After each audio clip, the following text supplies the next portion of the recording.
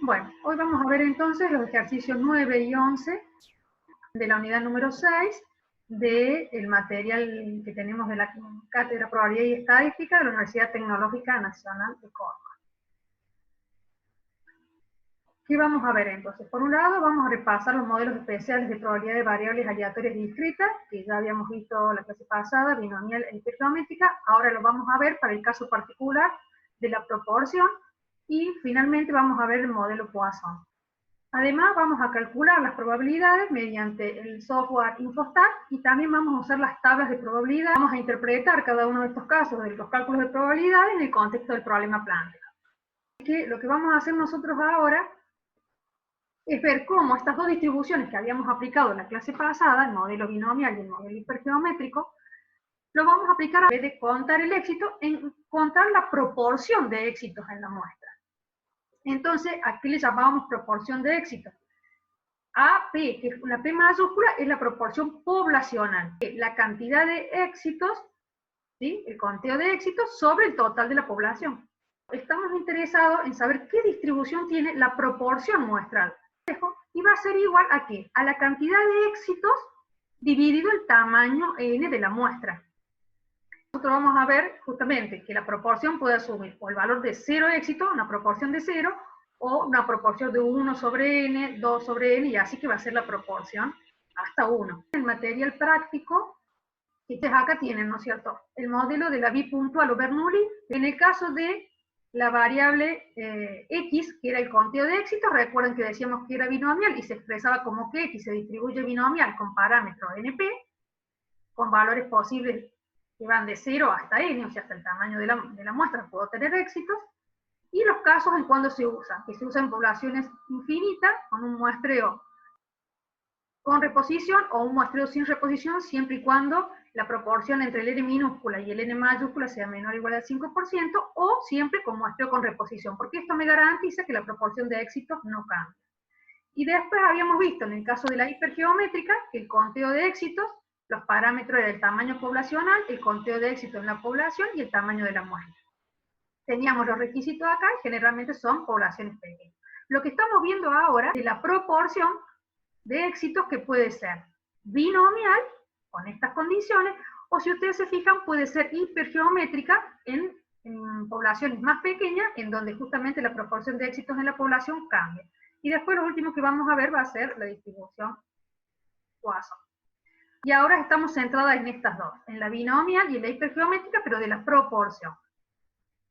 Y después tienen, por supuesto, cuáles son los parámetros, esperanza, varianza, que suelen ser los parámetros de las distribuciones, pero la desviación esta.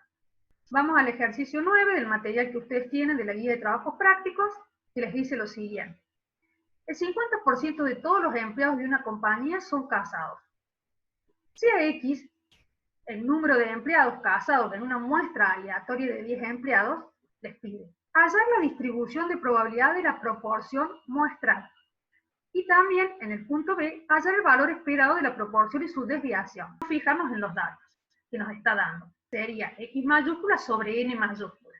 Esa es la proporción de éxitos en la población. Luego me dice que toma una muestra aleatoria de 10 empleados. Entonces me está dando el N minúscula, que es 10. En el punto A, hallar la distribución de probabilidad de la proporción muestral. Entonces, no está interesado en el número de empleados casados, sino en la proporción de empleados casados en la muestra. Entonces, ¿cómo sacamos una proporción muestral de empleados casados? Simplemente dijimos que la proporción muestral era el conteo de éxitos en la muestra sobre n. ¿Qué sería el éxito? Que el empleado sea casado. Y contando cuántos empleados casados tenemos en una muestra de tamaño 10. Pero como nos pide la distribución de probabilidad de la proporción muestral, ahora nuestra variable aleatoria es la proporción muestral. Cuando hablamos de distribuciones de probabilidad, estamos hablando de los valores que puede asumir esa variable aleatoria. Vamos a ver cuáles son los valores posibles que puede asumir esa variable aleatoria con su correspondiente probabilidad. La distribución va a tener P para poder hacer la distribución de probabilidad. Si tenemos una población dicotomizada entre éxito y fracaso, llamándole éxito a los empleados casados, vamos a tener Entonces, en nuestra población vamos a tener una parte de empleados que van a estar casados y otros que no van a estar casados. Éxito y fracaso. Tenemos que seleccionar una muestra aleatoria de tamaño 10. Suponemos que el muestreo es con reemplazo. Entonces, podemos decir que X se distribuye binomial con parámetro NP. Entonces, si X, que está en esta fórmula, se distribuye binomial con parámetro NP, fíjense ustedes que si nosotros despejamos X, nos va a quedar que X va a ser P sombrerito por N. Entonces P sombrerito también va a tener una distribución binomial con parámetro NP.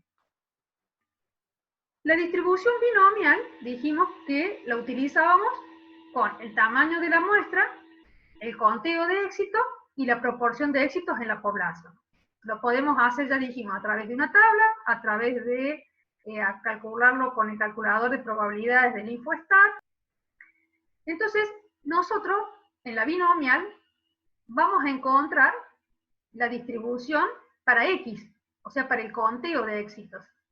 No vamos a encontrar en forma directa la proporción. Entonces, lo que tenemos que hacer justamente es determinar cuáles son los valores que puede asumir mi proporción muestral en una muestra de tamaño 10, y vamos a tener que buscar la probabilidad de X. Vamos a tomar este renglón.